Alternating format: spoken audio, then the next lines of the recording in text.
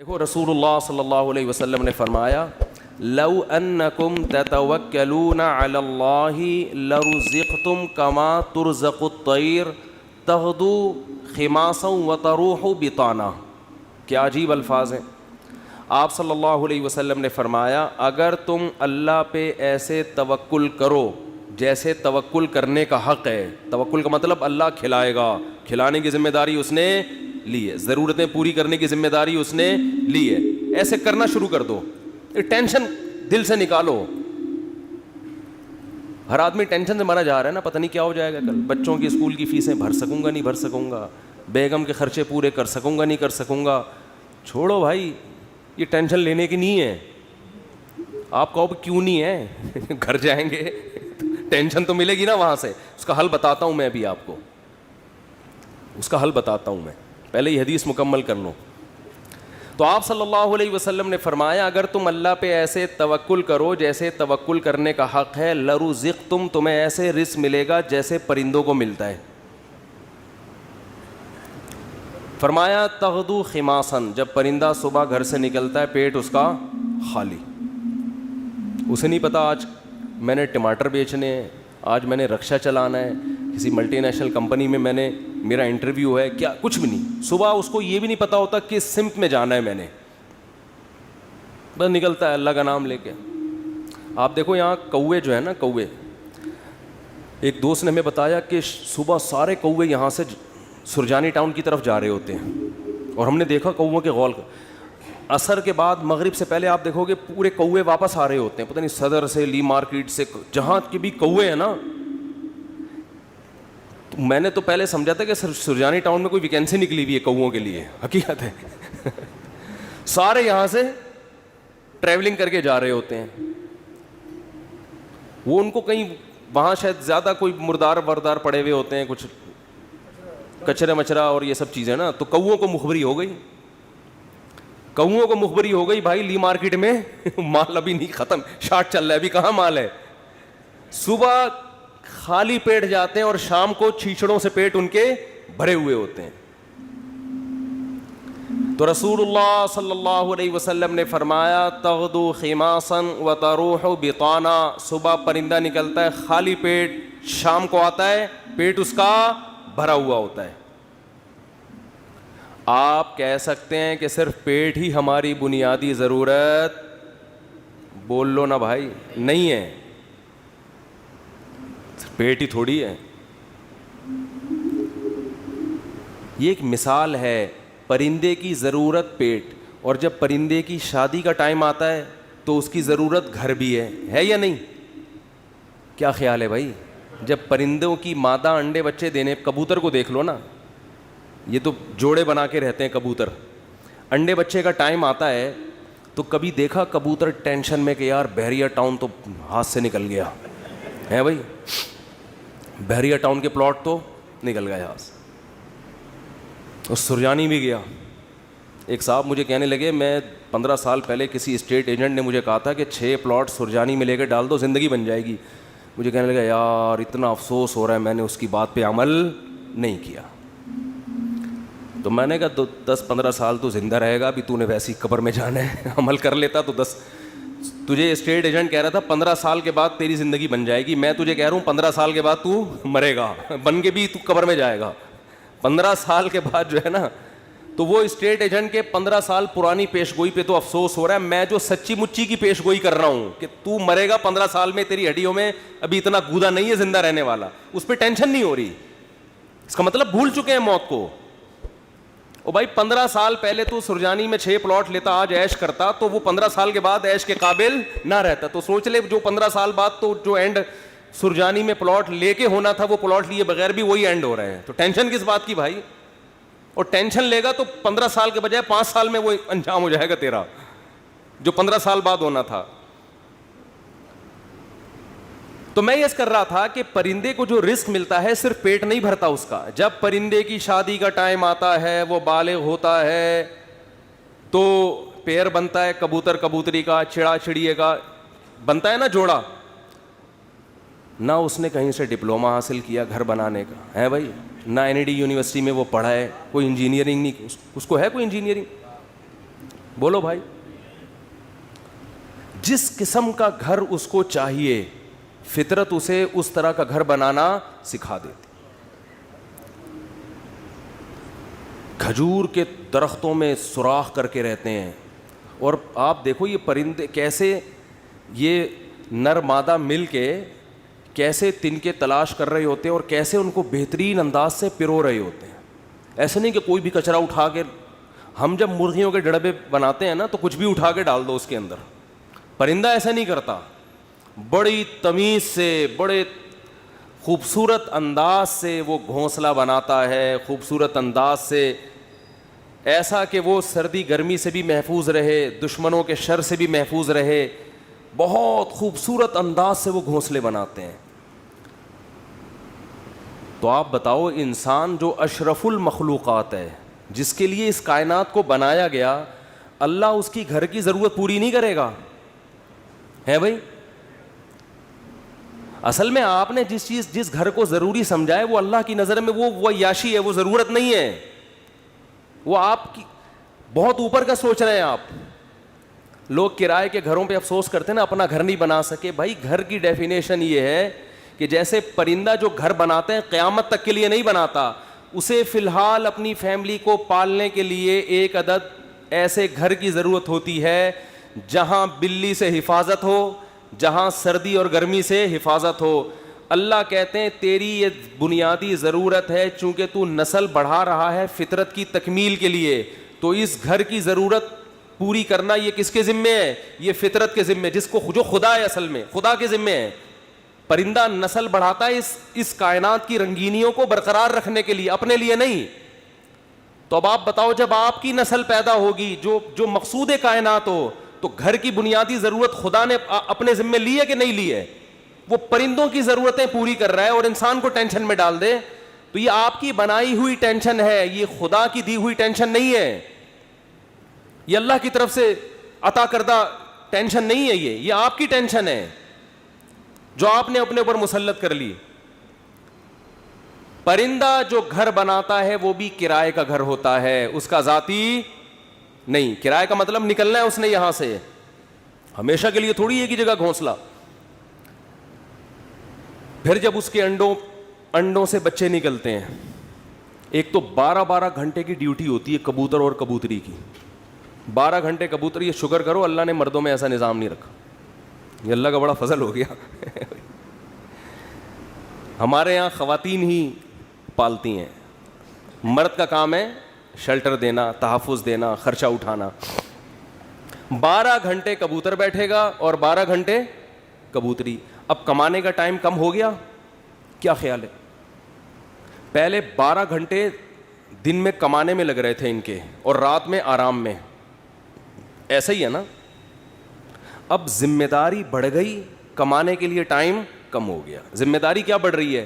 اب اپنا بھی کمانا ہے اور اپنے بچوں کے لیے بھی دانا لے کر آنا ہے. ٹائم کم ہے کمانے کے لیے اور کھانے والے زیادہ. کہ نہ آج تک دیکھا کہ بھوک سے مرے ہوں پرندوں کے بچے؟ کہیں قحط پڑا ہوا ہو تو ایک الگ بات ہے. کبوتر کبوتری جاتے ہیں, باریاں سیٹ کرتے ہیں, 12 گھنٹے یہ 12 گھنٹے وہ, پھر جب چوزے نکل جاتے ہیں اس سے بچے نکل جاتے ہیں, وہ بھی کما کے خود بھی اپنا پیٹ بھی بھر رہا ہے اور اپنے بچوں کا پیٹ بھی بھر رہا ہوتا ہے. وہ وجہ کیا ہے؟ پرندہ ٹینشن نہیں لیتا.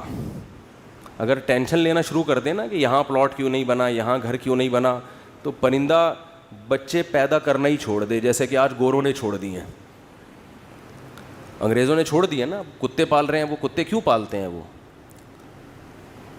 بہت سے انگریز ہم لوگوں پر اعتراض کرتے ہیں کہ کتا اتنا وفادار جانور, تم اس سے دل کیوں نہیں بہلاتے؟ ہم کہتے ہیں انسان سے زیادہ وفادار نہیں ہے. کتے وہ پالے جس کے پاس پالنے کے لیے بچے نہ ہوں, انسان نہ ہوں, وہ پالے. اور کتوں سے صرف دل ہی بہلا سکتے ہو. کتا کما کے نہیں دے گا آپ کو, اولاد آپ کو کما کے دے گی. اولاد اپنے اختیار سے محبت کرے گی. کتا جو آپ سے محبت کر رہا ہے اپنے اختیار سے نہیں, قدرت نے فطرت نے اس میں وفا اور محبت کے سافٹ ویئر انسٹال کیے ہوئے ہیں. وہ اپنی مرضی سے یہ کام نہیں کر رہا, اس لیے آپ کو خوشی بھی نہیں ہوتی. اولاد تو اپنے اختیار سے آپ کی خدمت کرتی ہے. بیٹا ہوگا تو بہویں بھی ہوں گی, داماد بھی ہوں گے, بیٹی ہوگی تو پوتے بھی ہوں گے, نواسے بھی ہوں گے. کتا ہوگا تو یہ سب چیزیں بولو. تبھی تو انگریزوں کا سارا سیٹ اپ ختم. آپ کسی گورے سے ملے نا, یہ کون ہے, یہ گورا, تعارف کرو, یہ میرا فرینڈ ہے, یہ میری گرل فرینڈ ہے, بس سارا سیٹ اپ ختم. کبھی دیکھا گورا تعارف کروا رہا ہو آپ امریکہ کسی گورے کے گھر جائیں, یہ میری خالہ ہیں, یہ میری پھپھو ہیں, یہ میری ممانی ہیں, یہ میری چاچی ہیں, میری بھتیجی ہے, یہ میرا بھانجا ہے, یہ میرے بردر ان لا ہیں, یہ میرے مدر ان لا ہیں, اور یہ میری نانی ساس اور دادی. ہمارے یہاں تو اتنے پوری ایک چین چلتی ہے. انگریزوں کے یہاں یہ تکلف نہیں, میں ہوں ٹھیک ہے, یہ پتہ نہیں کون ہے, اتفاق سے کل اس سے ملاقات ہو گئی تھی, دوستی ہو, اس سے زیادہ رشتے نہیں.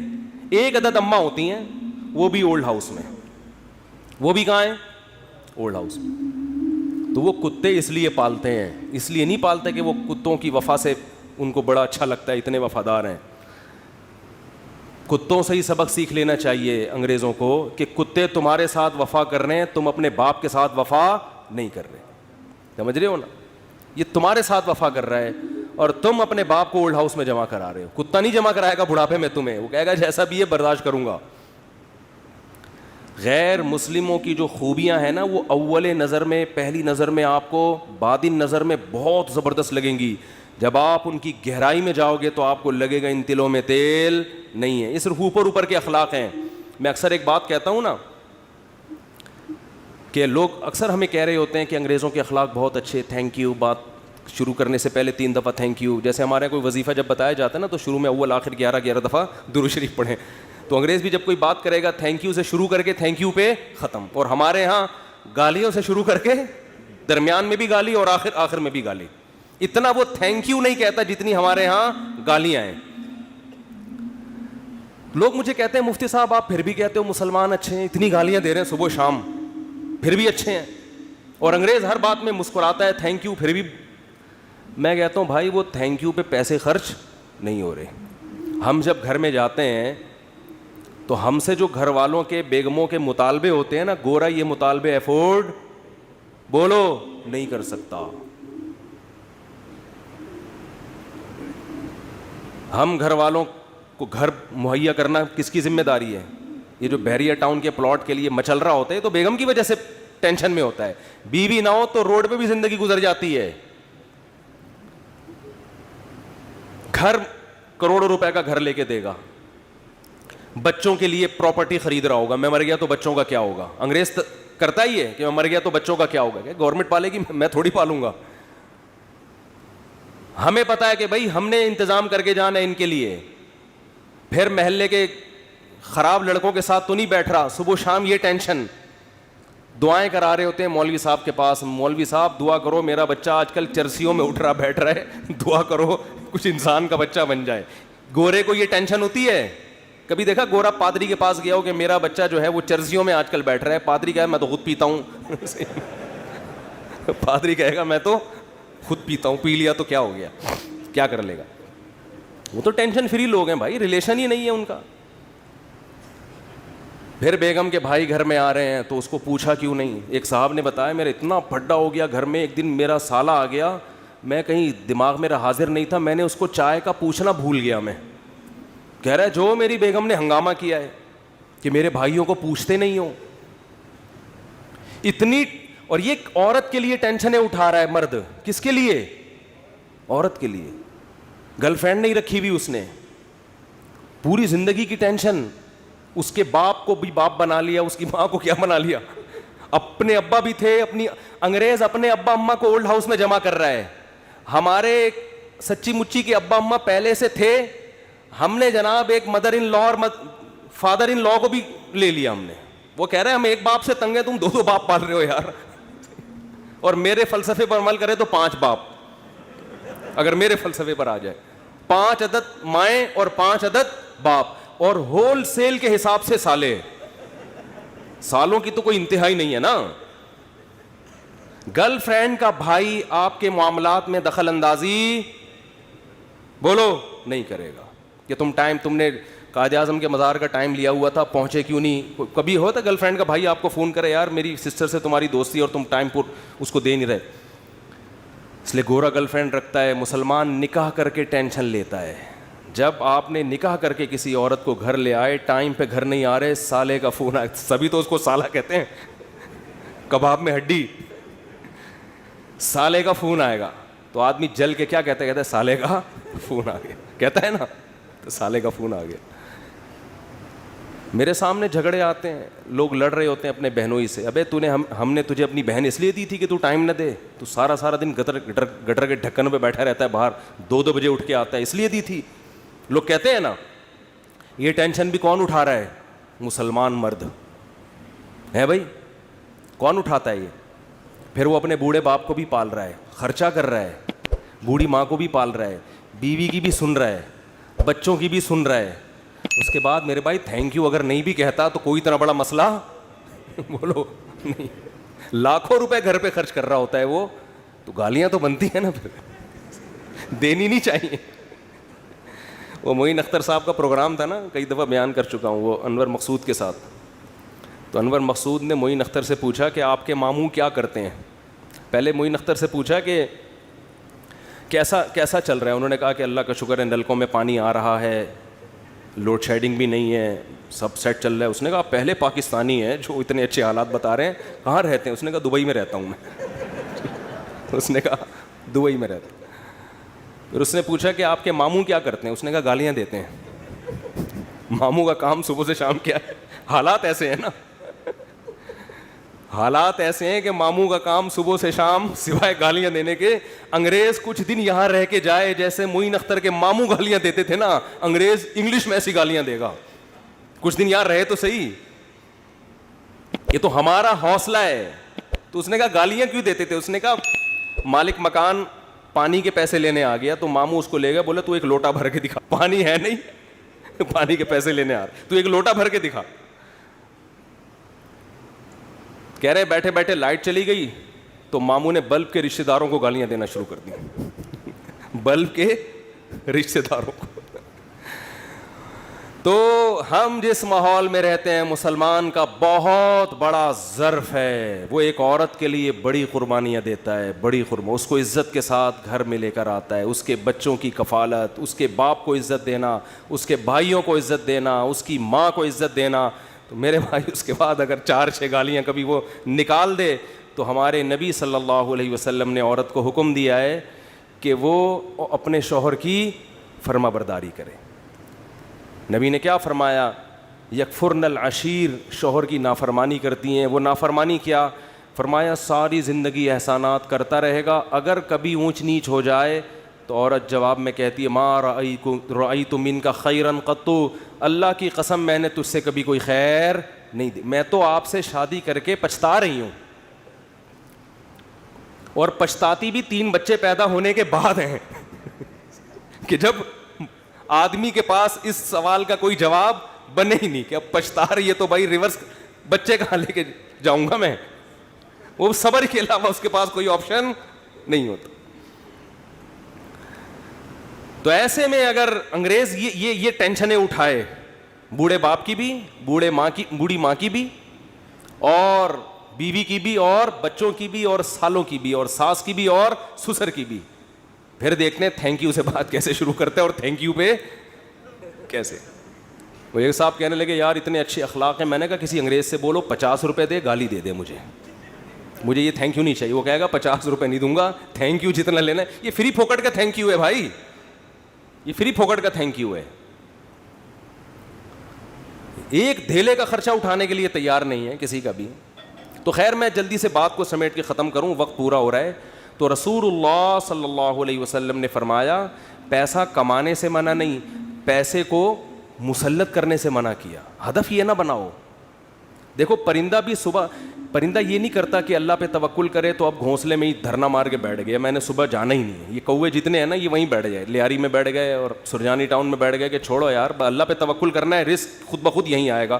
اللہ نے کہا نہ تمہیں نکلنا پڑے گا. تو آپ صبح نکلو رزق کے لیے, لیکن تسلی رکھو کہ شام کو انشاءاللہ پیٹ بھرا ہوا ہوگا, میری بنیادی ساری ضرورتیں پوری ہو چکی ہوں گی. اور جب میری اولاد کا ٹائم آئے گا اللہ بچوں کا خرچہ بھی میری جیب میں ڈالے گا. ٹینشن نہ لو کہ 2 بچے ہو گئے تو 3 بچے ہو گئے تو کہاں سے کھلاؤں گا. جس اللہ نے تجھے کھلایا بھائی وہی. دیکھو ماں کی چھاتیوں میں دودھ پہلے پیدا ہوتا ہے, بچہ بعد میں پیدا ہوتا ہے, یہ بتانے کے لیے کہ اس کا پیدا کرنے والا اس کے رزق سے غافل نہیں ہے. ہر چیز میں گوروں کی طرح کیلکولیشن نہ کیا کرو بیٹھ کے. گورے کیا کر رہے ہوتے ہیں, دیکھ رہے ہوتے ہیں میرے پاس ابھی $10,000 ہیں تو ایک بچہ ہو گیا تو اس میں اتنا کیلکولیشن کر کے اتنا بچ رہا ہے, اتنا انویسٹمنٹ کیا, دوسرا ہو گیا تو یہ تو کیلکولیٹر کہہ رہا ہے یہ نہیں ہو سکتا. قرآن کیا کہے گا, او بھائی تو پیدا تو ہونے دے. دیکھو اگر ہم نے یہ دودھ کا پروسیس نہ دیکھا ہوتا تو ہم تو اس ٹینشن میں ہوتے بچہ پیدا ہوگا تو میں تو 2 کلو دودھ اور بھینس کا لگوانا پڑے گا مجھے, میں تو خرچہ نہیں اٹھا سکتا. اللہ کہتے ہیں پیدا ہونے دے, اس کی ماں کی چھاتیوں میں دودھ اسی وقت پیدا کروں گا جب یہ پیدا ہوگا, اس سے پہلے نہیں. ہم کہتے ہیں نہیں پہلے پیدا ہو ہے بھائی, پہلے ماں کی چھاتیوں میں دودھ آئے پھر ہم دیکھیں گے ہاں بھائی آ گیا ہے دودھ, اب بچہ پیدا ہوگا. اللہ کہتے ہیں نہیں, مخلوق کو آنے دو پہلے, رزق بعد میں آئے گا اس کا. تو اس لیے بھائی رزق کمانا ہے, رزق کی ٹینشن نہیں لینی. اب آپ کہہ سکتے ہو کہ ٹھیک ہے ہم رزق کی ٹینشن نہیں لیتے, کماتے ہیں, لیکن ہم تو دیکھ رہے ہیں کمانے کی کوشش کر رہے ہیں, وہ وسیم بھائی کے پاس تو اتنا پیسہ آ گیا, فلاں کے پاس تو اتنا آ گیا, میں وہیں کا وہیں کھڑا ہوں. ہمارے کزن تھے کیا ہیں, وہ تھے نہ بن جائیں. وہ اکثر کہا کرتے تھے, یہ بات تو کہتے تھے اب نہیں کہتے, اللہ کا شکر اب دیندار ہے, کہتے یار مجھے ٹینشن اس بات کی نہیں ہے کہ میرے پاس پیسہ نہیں ہے, مجھے ٹینشن اس بات کی ہے کہ میرے جتنے دوست ہیں ان کے پاس آ گیا اور میں وہیں کا وہیں. تو یہ ایک مستقل ٹینشن ہے. دیکھو اس کا نبی صلی اللہ علیہ وسلم نے حل کیا بتایا ہے, پرندے کی مثال دی ہے. پرندہ کمپٹیشن میں کبھی بھی نہیں آتا, سمجھ رہے ہیں. پرندہ یہ نہیں کرتا کہ وہ والے چڑیا نے وہاں جگہ اس لوکیشن پہ گھونسلہ بنایا بحریہ ٹاؤن کے قریب اور میں لیاری ندی کے اوپر گھونسلہ, نہ نہ نہ نہ. پرندہ کہتے ہیں میرے لیے, میرے بچوں کی حفاظت کے لیے مجھے گھونسلہ چاہیے, لوکیشن کو وہ زیادہ اہمیت نہیں دیتا. میں دشمنوں سے میری حفاظت رہے, ٹھیک ہے نا, سردی گرمی سے میری حفاظت رہے. میں نہیں کہہ رہا آپ لیاری ندی کے اوپر گھر بنائیں, وہ تو حفاظت نہیں رہے گی آپ کی, کیونکہ ندی تو ندی ہے نا. تو آپ نے یہ سوچنا ہے کہ مجھے اپنے گھر میں تحفظ کے ساتھ, گھر والوں کے ساتھ رہنے کے لیے چھت چاہیے. یہ چھت اللہ انشاءاللہ میسر کرے گا, چاہے اپنی ہو چاہے کرائے کی ہو. یہ ٹینشن نہیں لینا ہے, یہ ٹینشن کہ میری اپنی چھت ہو کرائے کی نہ ہو, یہ آپ کی بنائی ہوئی ٹینشن ہے. اللہ نے اس رزق کا وعدہ آپ سے نہیں کیا ہے, یہ غریبی ہے, یہ غریبی ہے. بنیادی ضرورت آپ کی سالن روٹی ہوتی ہے نا. ارے بھائی آپ گئے ہوٹل میں نہاری لے آؤ, 2 روٹی لے آیا, نہاری لے آیا, 1 غریبی منگوا لو گے, 2 منگوا لو گے, اس کے بعد کہے گا بھائی یہ غریبی ہے, اصل جو پیسے تھے نا وہ پلیٹ کے تھے. اب آپ نے غریبی کو مقصود بنا لیا, آپ جاتے ہی غریبی پہلے منگوا رہے ہو کہ یار 2 نہاری کی غریبیاں لے آ. اس کو غصہ آئے گا بھائی غریبی تو ضمناً ہوتی ہے. آج جو غریبی تھی نا, ذاتی گھر غریبی ہے, یہ بنیادی ضرورت نہیں ہے. گاڑی غریبی ہے, بنیادی ضرورت W11 میں بہت اچھی طرح سے پوری ہوتی ہے. ہم نے تو بھائی 20 سال W11 میں سفر کیا ہے اور اللہ کی قسم اب ترستے ہیں کہ W11 میں بیٹھے ہیں, لیکن اب شہرت اتنی ہو گئی کہ وہ بیٹھ نہیں سکتے. اب وہ W11 والا بھی اٹھ کے آ جائے گا کہ میں نہیں چلا رہا, میں گپ شپ کر رہا ہوں آپ سے. ورنہ عامر بھائی W11 کا مزہ آپ نے لیا ہوگا نا. W11 کراچی کی بہترین سوغات ہے بھی. G7 4L میں اللہ دشمنوں کو بھی نہ بٹھائے. جس طرح وہ چلاتا ہے نا اتنی بڑی بس کو, ہم تو جب بھی بیٹھے ہیں 2 فٹ اچھل کے. ہمارے ایک جاننے والے ریٹائر آفیسر تھے, لیفٹیننٹ تھے, وہ بیچارے کراچی کی بس میں نا کہیں پچھلی سیٹ پہ بیٹھ گئے. اسپیڈ بریکر پہ جب اچھل کے دھڑام سے نیچے گرے, ان کی ریڑھ کی ہڈی میں مسئلہ ہو گیا, اسی میں ان کی موت واقع ہوئی ہے. وہ نیوی کا آفیسر بیچارہ جنگوں میں شہید نہیں ہوا جنگوں میں شہادت نہیں ملی ہے, کراچی کی بس نے اٹھا کے پٹخائے اور انا للہ. تو رسول اللہ صلی اللہ علیہ وسلم نے فرمایا جس نے دنیا کو ہدف نہیں بنایا, ضرورت سمجھا کہ بھئی میری بنیادی ضرورت 2 وقت کی روٹی ہے, میری بنیادی ضرورت کسی اچھے علاقے, اچھے سے مراد جہاں چرسی ہیروئن چی نہ رہتے ہوں, ذرا پڑھے لکھے لوگ ہوں, ایسی جگہ پہ مجھے گھر مل جائے جہاں چھت ہو, جہاں بنیادی ضرورتیں پوری ہوں. بس یہ بیسک ضرورت, چاہے وہ اپنا ہو چاہے وہ کرائے کا ہو. اور نبی نے فرمایا کہ جس شخص کو 2 وقت کی روٹی مل گئی, پیٹ بھر کے سر چھپانے کی جگہ مل گئی, اور جسم کسی بڑی بیماری سے محفوظ تھا اس کا. اور ویسے بتاؤں, جب یہ لائف اسٹائل ہوگا نا تو جسم بڑی بیماری سے محفوظ ہی ہوتا ہے عام طور پہ. جسم کسی بڑی بیماری سے محفوظ تھا تو آپ صلی اللہ علیہ وسلم نے فرمایا یہ ایسا ہے گویا پوری دنیا کی دولت سمیٹ کے اللہ نے اس کے قدموں میں رکھ دی ہو. اب اگر یہ ٹینشن لے رہا ہے نا بحریہ ٹاؤن کی اور ڈیفنس کی اور DHA کی وہ اسکیم میں نے تو یہ غریبی کی ٹینشن ہے, یہ دل میں دنیا کی محبت کی علامت ہے. ایسے شخص کو رسول اللہ صلی اللہ علیہ وسلم نے وعید سنائی کہ یہ مالدار بن تو سکتا ہے مگر اس کے سامنے فقر کا پھندا ایسے لٹکا رہے گا جیسے ایک زندہ آدمی کے سامنے پھانسی کا پھندا, موت کا پھندا لٹک رہا ہوتا ہے. جو اس کی کیفیت ہوگی یہ کیفیت اس کی ہوگی. تو بھائی پیسہ کماؤ, پیسے سے دل نہ لگاؤ. اور دل سے پیسہ نکالنے کا طریقہ کیا ہے؟ خرچ کرو. ہمارے حضرت فرمایا کرتے تھے کہ پہلے زمانے میں بزرگان دین کڑک کڑک نوٹ جلوایا کرتے تھے, 5-5 ہزار کے نا, کہتے جلاؤ اس کو. آج اس کی اجازت نہیں ہے, اس میں نقصان ہے, لیکن دل سے نکالنے کے لیے نا جلواتے تھے. تو آپ جلائیں نہیں, خرچ کریں. کبھی کبھار ایسے گڈی نکال کے کسی اچھے ٹرسٹ میں دے دی, کسی غریب کو دے دی. اور سب سے زیادہ مصداق پیسہ خرچ کرنے کا آپ کے قریبی رشتہ دار ہیں, ان کو دو. آج کل لوگوں نے ہدیے رشتہ داروں میں دینا چھوڑ دیا ہے. بس عید بقرعید پہ کوئی کھانا وانا کھلا دیتے ہیں, بھائی بہن کو لفافے میں گڈی ڈالے پکڑا دے, جلے گا. جب یہ دل جلے نا, اتنا صدقہ ہو کہ دل میں آرے چلیں, تو یہ آرے چلنے سے دل آئینے کی طرح شفاف ہو جائے گا. شاعر نے کہا ہے نا, آئینہ بنتا ہے رگڑے لاکھ جب کھاتا ہے دل, کچھ نہ پوچھو دل بڑی مشکل سے بن پاتا ہے دل. دل کو دل بنانا تھوڑا ڈیفیکلٹ کام ہے. تو اس کا طریقہ یہ ہے کہ اس میں ذرا رندا چلے گا نا, رگڑا لگے گا. جب ہم وہ کیا کہتے ہیں, وہ جو ریگ مال سے گھسائی ہوتی ہے نا, تو صدقہ کرتے ہوئے اتنا بھی نہ کرو کہ کل دوسروں سے بھیک مانگنی پڑ جائے, اتنا بھی نہ کرو, لیکن اتنا ہو کہ لگے کہ دل پہ گھسائی ہو, تھوڑا سا تکلیف ہو. رسول اللہ صلی اللہ علیہ وسلم نے فرمایا سب سے افضل صدقہ یہ ہے تأمل الغنا و تخشى الفقر, کہ آپ کو یہ ہو کہ اگر میں نے صدقہ کیا تو ہو سکتا ہے میں غریب نہ ہو جاؤں کل, اور اگر نہیں کیا تو اس پیسے سے مزید پیسہ بنا لوں گا.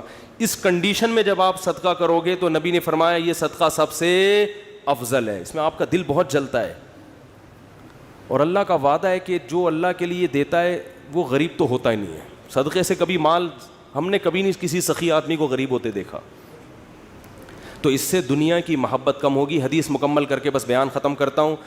فرمایا جعل اللہ فقرہ بین عینی وفرق علیہ شملا, جب دولت کو ہدف بنائے گا, مسلط کر لے گا, تو فقر کا پھندا اللہ اس کے سامنے لٹکا دیں گے. ہر وقت ڈر لگا رہے گا یار میں غریب نہ ہو جاؤں. پیسہ ہے, پلاٹ پڑے ہوئے, لیکن ڈر لگا رہے گا یار میں غریب نہ ہو جاؤں. دوسرا فرمایا وفرق علیہ شملا, اس کی فکروں کو اللہ بکھیر دیں گے. اتنی ٹینشن ہے, یہ کام بھی ہو جائے, یہ بھی صحیح ہو جائے, یہ والا بھی ہو جائے, پتہ نہیں سارے کام ٹھیک ہوں گے, ایک اٹکا ہوا ہوگا اس کی وجہ سے ٹینشن. وہ یہ نہیں دیکھ رہا کہ میرے سارے کام ٹھیک ہو رہے ہیں, چلو ایک نہیں ہوا تو کیا ہے. تو اس کی فکروں کو اللہ بکھیر دیں گے, اسے پتہ نہیں چلے گا میری اصل ٹینشن ہے کیا, مجھے سکون ملے گا کس چیز میں, اتنی فکریں.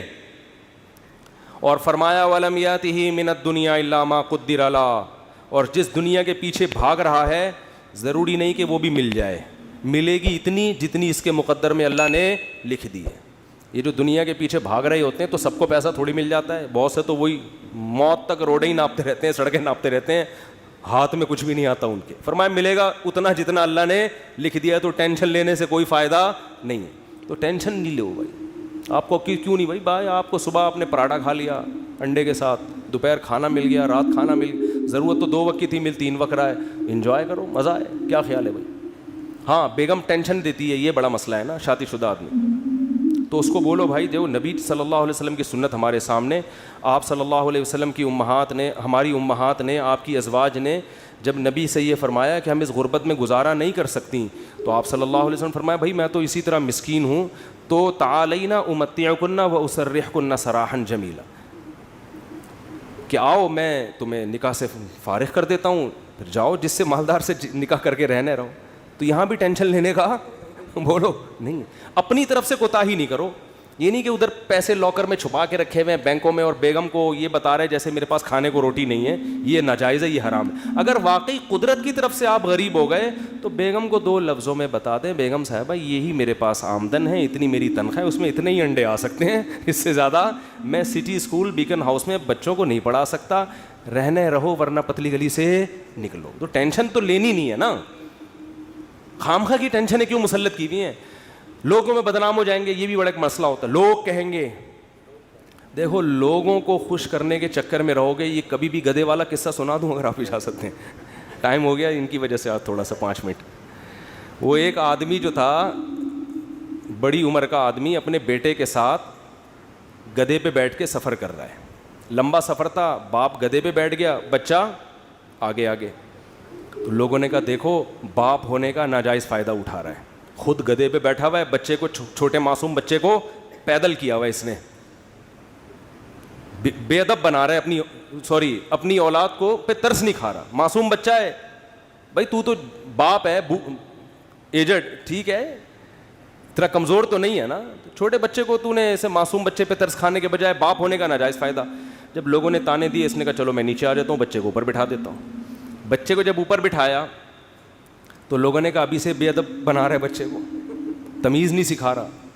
بچے کو باپ بنایا ہوا ہے، خود کیا بنا ہوا ہے؟ بیٹا بنا ہوا ہے.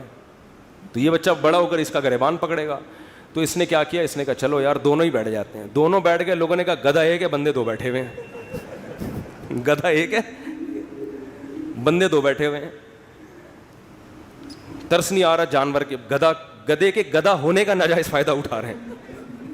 وہ تو گدھا ہے، تم تو انسان ہو نا. یہی تانے ہوتے ہیں لوگوں کے. اس نے کہا چلو دونوں نیچے اتر جاتے ہیں. اب گدھا خالی. تو لوگوں نے کہا گدھا وہ ہے، حرکتیں ان کی گدھوں جیسی ہیں. بنایا اللہ نے ان کو گدھا، کام ان کے گدھوں جیسے. جب تمہارے پاس سواری موجود ہے تو بے وقوفو پیدل کیوں جا رہے ہو؟ گدھا وہ ہے، کام دیکھو ان کے گدھوں جیسے ہیں. اس نے آگے اٹھا کے دریا میں گدھے کو پھینکا، بولا ایسے ہی ٹھیک. تو بے وقوف تھے. لوگوں کو کہنے دیتے بھائی آپ کو جو سمجھ میں آ رہا ہے آپ اس پر عمل کرو. لوگ جب خود کسی گدھے کے ساتھ سفر کریں گے نا، بھگتیں گے، تو خود فیصلہ کریں گے ہم نے کیا کرنا ہے. تو اس لیے لوگوں کی ٹینشن مت لیا کرو. یہ اس کا کوئی خدا کی، لوگ برائی پہ خوش ہوتے ہیں، لوگ برے کاموں پہ خوش ہوتے ہیں، اچھے کاموں پہ لوگ خوش نہیں ہوتے. آپ نے جو کھوپڑی میں آ رہا ہے وہ کرو. جو چیز آپ کی استطاعت میں نہیں ہے اس پہ ٹینشن کس بات کی لے بھائی آدمی. دیکھو جیل میں کوئی قیدی ہو اور رہائی کا انتظام ختم ہو جائے تو ہم کیا کہیں گے اس کے، بھائی تو صبر کر، بس یہی زندگی گزار، ہنسی خوشی اسی میں خوش رہنے کی کوشش. ایک صاحب نے مجھے بتایا کہ ان کو 4 مہینے کی جیل ہو گئی اور وہ جیل بھی غلط کیس میں اندر. باہر نکلے تو بڑے فٹ فاٹ. میں نے کہا، میں ان سے ملا تو میں نے کہا جیل میں جا کے تو لوگوں کی حالت ایسی ہوتی ہے، اور غلط کیس، مجرم بھی نہیں تھے. کہتے ہیں میں جب جیل میں گیا تو مجھے نہیں پتا تھا کب نکلنا ہے میں نے یہاں سے. تو کہہ رہے میں نے کہا اب اسی کو انجوائے کرو. کانفیڈنس دیکھیں. اب کیا کرو جب ایک چیز اپنے اختیار میں ہی نہیں ہے. تو کہہ رہے میں وہاں ڈپس لگاتا تھا تاکہ تھکاوٹ ہو اور نیند آئے مجھے. اور اچھا وہ ڈولے شولے بھی نا کافی بن چکے تھے ان کے بڑے. میں نے کہا کیا کر رہے؟ کہہ رہے بھائی ہم ڈپس لگاتے تھے، اٹھک بیٹھک 400 بیٹھکیں اوپر نیچے، اور اس طرح میں سارا دن. اور کہہ رہے جن لوگوں نے یہ کام نہیں کیا وہ دیواروں سے سر مار مار کے پاگل ہو گئے وہ. تو جو چیز اپنے اختیار میں نہیں ہوتی اس کی انسان ٹینشن نہیں لیتا. بھائی اختیار، غربت، آپ کمانے کی کوشش کر لی پھر بھی نہیں آ رہے ہیں تو